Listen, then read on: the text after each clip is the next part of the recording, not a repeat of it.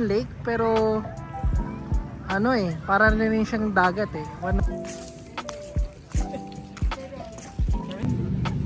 Ano ba yun, di ba? Ito banda. Doon ba?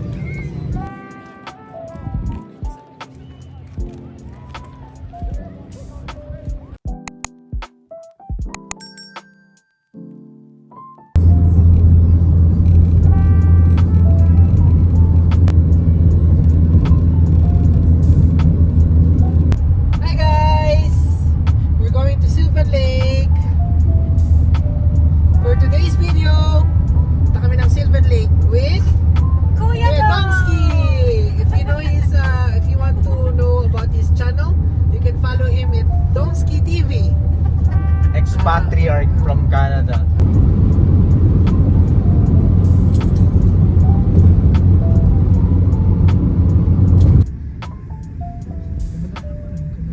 Pwede naman tayo maglakad dyan mamaya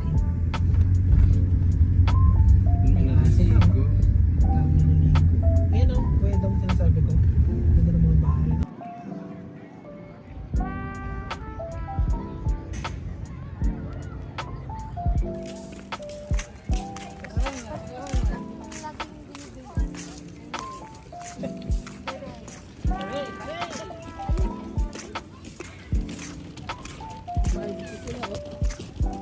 Doon sila nag-stay malo.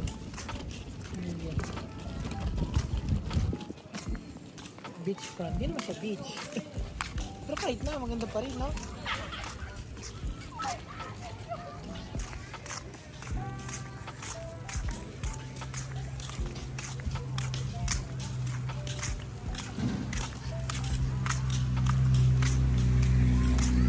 Hello?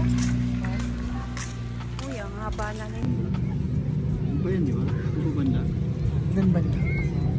Hi guys, this is Marky. And this is Jen. And welcome to our vlog. And for today's video, nandito kami ngayon sa Sylvan Lake.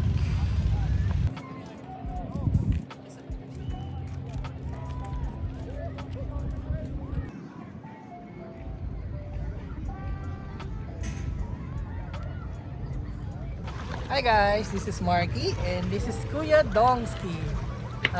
Welcome It's sa nice to Canada be back. ulit. Nice to be back. Nice to be back. Yes, especially. Been away for How many years ba yun? No?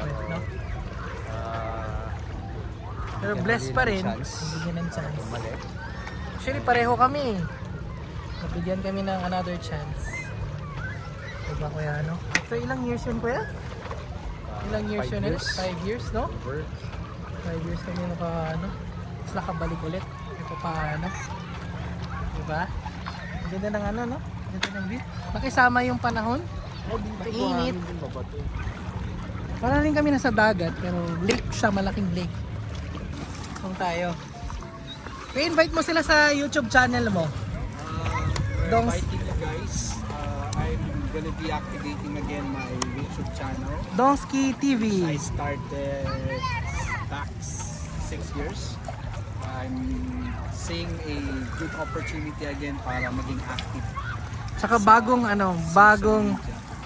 bagong YouTube channel name niya, Domski TV. And also to at least regain my doing talks, Vlogging. vlogging, and maybe malay mo makasa tayo. Tsaka yung saan ka kuya sa Alberta? Mapupunta? Actually guys, I'm gonna be moving a couple of days to Bellevue. Alberta. Still Alberta, but hindi pa ako nakapunta, pero Ayan. I'm exploring the city. Pero it's a small town. They considered it as a rural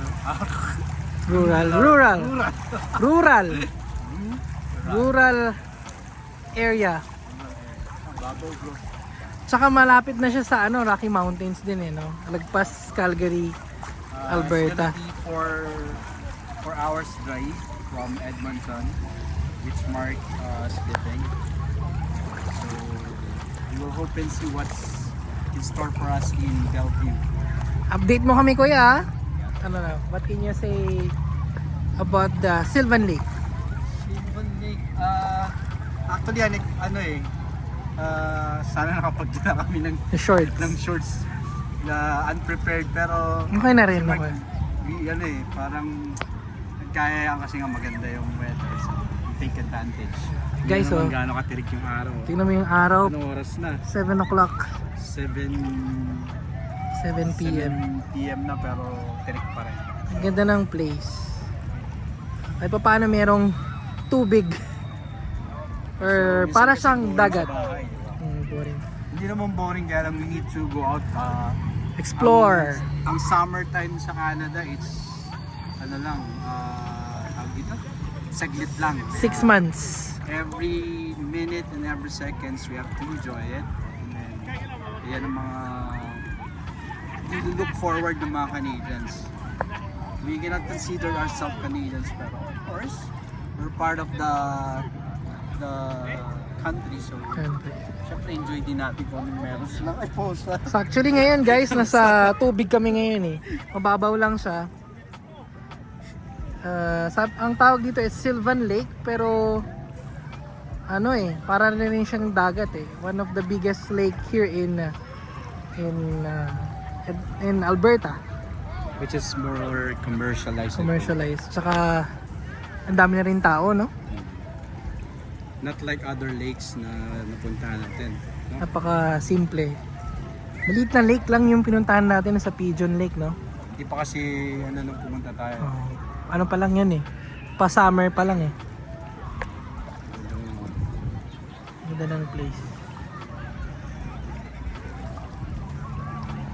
Alright. Vlog. See you, Kuya Dongski.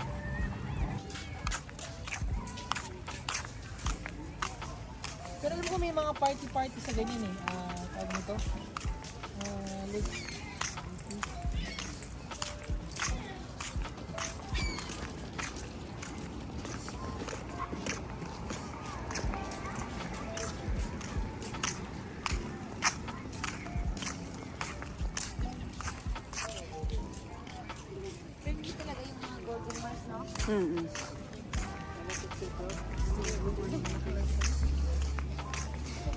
Dito sila siguro na.